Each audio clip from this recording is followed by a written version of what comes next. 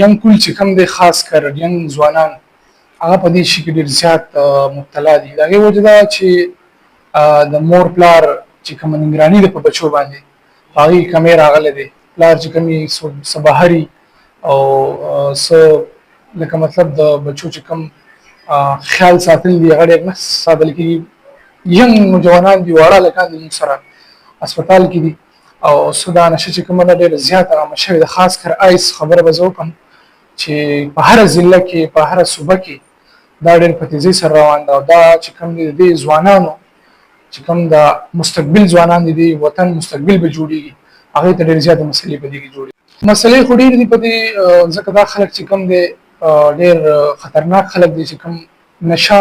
استعمالوي او څوک نشه خرڅوي. نو موږ ته دغې خلکو نه هم ډېرې مسلې چې کوم نشه خرڅوي هغوی د وجې هم دمکیانې میلاوېږي وغیره او چې کوم خاص کر په نشه شکل کړي دي نو هغوی د وجې هم فیملي بیکګراونډ چې کوم چې کوم خلک هم دلته راولي د هغې فیملي بیکګراونډ ډېر کمزوري هغه دا وجې چې دوی نشه کوي هغوی کور ولته هم نقصان رسوي کور ولته چې کوم پیسو په لحاظ مالي لحاظ چې دلته موږ راولي هغه دې کنډیشن ته رارسېدلي چې هغوی ډېر زیات هغوی مالي حالات ډېر زیات کمزوري. په دې علاقه کې خاص کر تحصیل ټوپۍ کې یا ضلع صوابۍ کې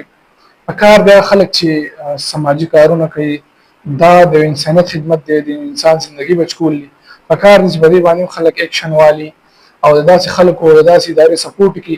چې د انسان ته پکې نوې زندگی میلاوېږي او د انسان نوې سود ژوند ته راځي. زما والدینو ته دا پیغام دی چې د خپل بچو ډېر زیات خیال وساتئ ځکه چې په دې زمانه کې په دې وخت کې هر دویم کس هر دریم کس چې کوم دی ډرګ اډکټ دی او په هر ځای کې منشیات خرڅېږي.